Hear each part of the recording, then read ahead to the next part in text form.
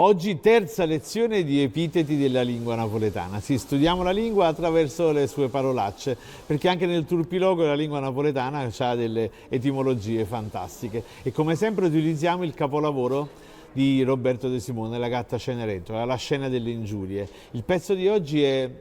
Perché siccome a bocca mia adoro rose sciure, sa che ti ricche?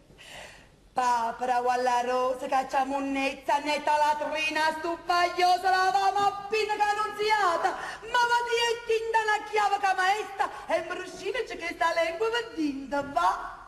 Il primo epiteto di oggi è papera o alla rosa. La papera o alla rosa è la donna che non sa manco stare in piedi sulle sue gambe perché siete ne cosce a papera, le cosce arcuate, quelle che a Napoli chiamiamo le cosce a bancarelle. E queste cosce a papera, a bancarelle, ce l'ha perché sono dovute alla presenza di una cospicua enna inguinale, ovvero la wallera. Quindi sì, è papera, ma è pure walla rosa.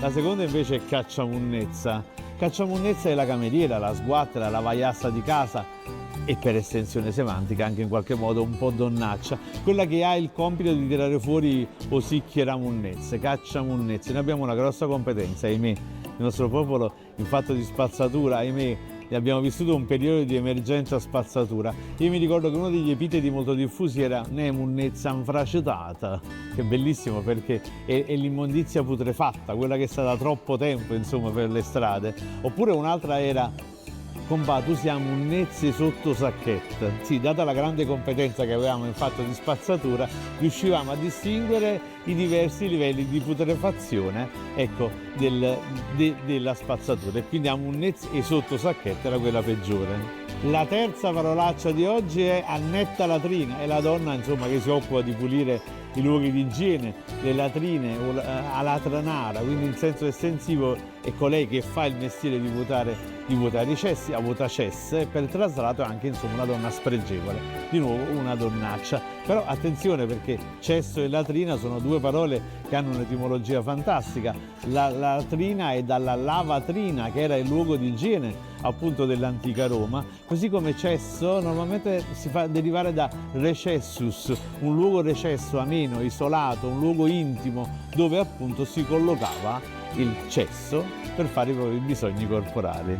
La quarta parola di oggi invece è stuppagliosa, e o stuppaglio, o stuppolo, sapete cos'è? È lo stoppaccio, come devo dire, è quel tappo di legno o di sughero che si usava per chiudere il foro della botte o qualunque tipo appunto di foro, e spesso veniva integrato per garantire la massima tenuta con degli stracci, con della stoppa, quella che si otteneva appunto dalla canapa. E infatti proprio dalla parola stoppa, il prodotto che serve appunto a isolare, il prodotto adoperato appunto per isolare, per realizzare chiusure ermetiche, proprio dalla stoppa, che in latino è stuppa, viene la parola stuppaglius, stuppolo, e quindi il tappo diventa stuppaglio perché serve a stuppare, a fermare, a garantire la tenuta idraulica, a evitare la fuoriuscita di qualunque liquido.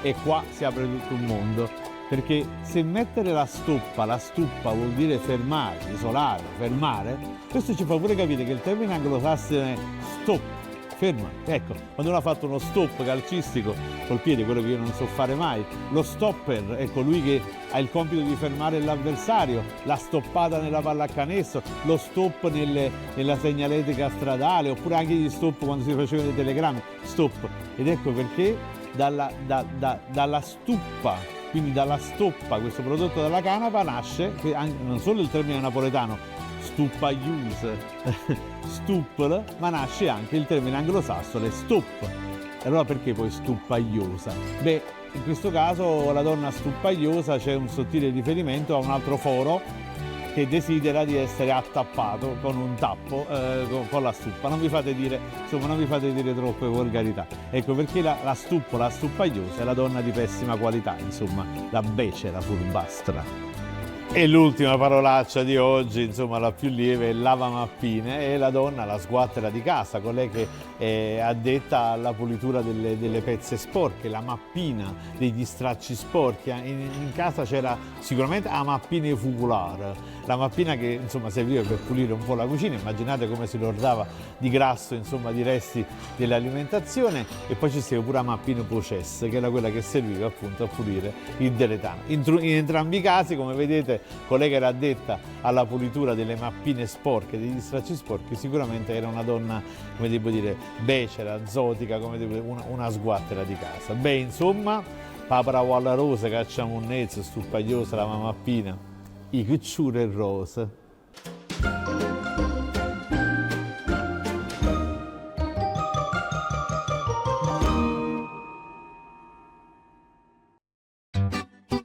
A Napoli ogni giorno c'è sta cosa fa, e allora ho pensato di fare un libro, Napoli 365, che ogni mattina ti suggerisce dove andare, cosa celebrare e che cosa fare. Insomma, un libro da tenere in gabinetto e studiare, perché si sa, nessuno nasce imparato, a cantata villa.